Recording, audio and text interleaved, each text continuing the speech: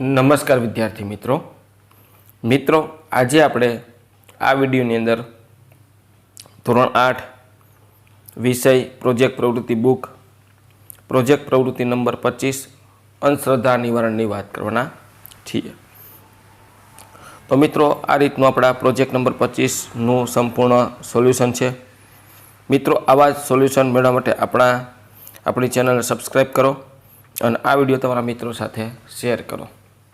બીજું કે મિત્રો આપણી યુટ્યુબ ચેનલ પર ધોરણ 8ના પ્રોજેક્ટ પ્રવૃત્તિ બુકના બધા પ્રોજેક્ટના સોલ્યુશન અને સ્વઅધ્યયન પોથીના બધા વિષયના સોલ્યુશન મૂકેલા છે, જે તમને મારી યુટ્યુબ ચેનલના પ્લેલિસ્ટમાંથી મળી જશે। તો મિત્રો શરૂ કરીએ ધોરણ 8 પ્રોજેક્ટ પ્રવૃત્તિ બુક પ્રોજેક્ટ પ્રવૃત્તિ નંબર 25 અંધશ્રદ્ધા નિવારણ। તમારી આસપાસ ક્યાંક અંધશ્રદ્ધાની ઘટના બનતી હશે, જોઈ હશે। તમારા શિક્ષકની મદદથી તેમજ ઇન્ટરનેટના ઉપયોગથી અંધશ્રદ્ધા નિવારણની બાબતો એકઠી કરો। શાળામાં અંધશ્રદ્ધા નિવારણના પ્રયોગ કરો, જેમ કે નાળિયેરમાંથી રિબીન કાઢવી, લીંબુમાંથી લોહી વહેવાવું જેવા અનેક પ્રયોગ પ્રવૃત્તિઓ તૈયાર કરી વાલી મીટિંગ યોજી તેમાં પ્રસ્તુત કરો। તો જોઈએ છે સમાજમાં ઘણી જગ્યાએ હજુ પણ ઘણા પ્રકારની અંધશ્રદ્ધા પ્રવર્તી રહી છે અને વિદ્યાર્થીઓ આવી અંધશ્રદ્ધાનો શિકાર ના બને, તેમનામાં વૈજ્ઞાનિક અભિગમ કેળવાય તે માટે તેમને આવા અંધશ્રદ્ધાના પ્રયોગ દ્વારા અંધશ્રદ્ધા પાછળ રહેલ વિજ્ઞાનને સમજવું જરૂરી છે। એટલા માટે આજે હું અહીં આવા અંધશ્રદ્ધાને લગતા થોડા પ્રયોગ અને તેની પાછળનું વિજ્ઞાન સમજાવતી થોડીક માહિતી મૂકી રહ્યો છું। તો પહેલી છે કોરા કાગળ પર અક્ષરો છાપવા। મિત્રો ઘણી વખત કોઈ આપણને છેતરવા માટે આવો પ્રયોગ આપણી સમક્ષ રજૂ કરે ત્યારે આપણે અંધશ્રદ્ધામાં આવી છેતરાઈ જઈએ છીએ, પરંતુ જો આપણે આની પાછળનું વિજ્ઞાન જાણતા હોઈએ તો કોઈ તકલીફ પડે નહીં। તમે જો આવા પ્રયોગ કરવા માગતા હો તો નીચે મુજબ નઈ રીત અજમાવો।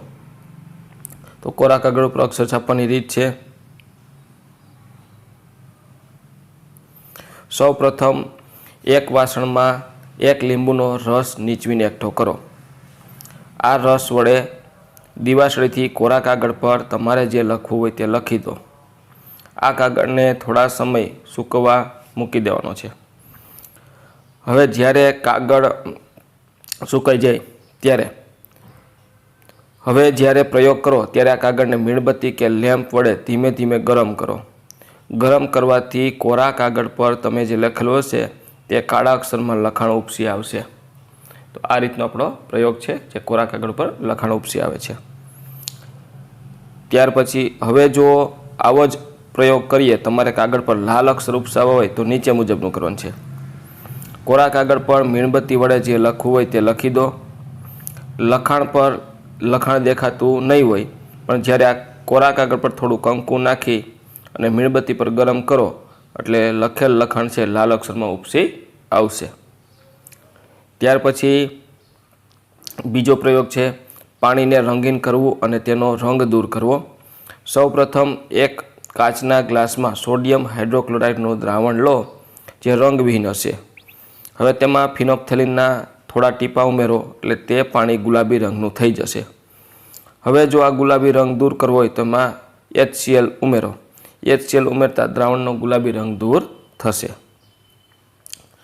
ત્યાર પછી લાલ દોરાને કાળો કરવો। લગ્ન પ્રસંગમાં કે હોમ હવન વખતે જે લાલ કાચો દોરો હોય છે, જેને આપણે સાદી ભાષામાં નાળા છેડી કહીએ છીએ, તે દોરો લો। આ દોરાને મોટા સોયમાં પોરવી દો। હવે આ સોયને લીંબુમાં ઘુસાડી અને બીજી તરફથી બહાર કાઢો। ટૂંકમાં લીંબુમાંથી દોરાને પસાર કરો। આમ કરવાથી લીંબુની બહારનો દોરો જે લીંબુમાંથી પસાર થયો નથી તે લાલ રંગનો હશે અને જે લીંબુમાંથી પસાર થયો હશે તે કાળા રંગનો થઈ ગયો। આ પ્રયોગ કરતી વખતે લીંબુને બરાબર દબાવી રાખવું। લીંબુના રસ વડે દોરો બરાબર ભીંજાવો જોઈએ તેનું ધ્યાન રાખજો। ચોથું, લીંબુમાંથી લોહી કાઢવું। સૌપ્રથમ ચપ્પા પર એમ કેમિનોફોર એટલે કે પોટેશિયમ પરમેનેટ લગાવી દો. થોડીવાર બાદ આ ચપ્પા વડે લીંબુને કાપો. લીંબુ કાપતી વખતે પોટેશિયમ પરમેનેટ સાથે લીંબુનો રસ બરાબર ભળે તે જરૂરી છે. આમ ચપ્પા વડે લીંબુ કાપતી વખતે તેમાંથી લાલ રંગનો રસ નીકળશે. સૂકા ઘાસમાં આગ લગાડવી. સૌપ્રથમ સૂકા ઘાસમાં પોટેશિયમ પરમેંગેનેટ ઉમેરી દો. આ મિશ્રણને એક પહોળા વાસણમાં લઈ લો. હવે તેમાં ધીમેથી ગ્લિસરીનના ટીપાં ઉમેરો. ગ્લિસરીનના ટીપાં ઉમેરતા સૂકું ઘાસ ધીમે ધીમે સળગી ઉઠશે. રૂમાલમાં આગ લગાડવી. સૌપ્રથમ એક રૂમાલને સ્પિરિટમાં ડૂબાડી દો. હવે આ રૂમાલને બહાર કાઢી તેમાં દિવાસળી વડે આગ ચાપો. સ્પિરિટ સળગશે એટલે ઓપન રૂમાલ સળગશે નહીં.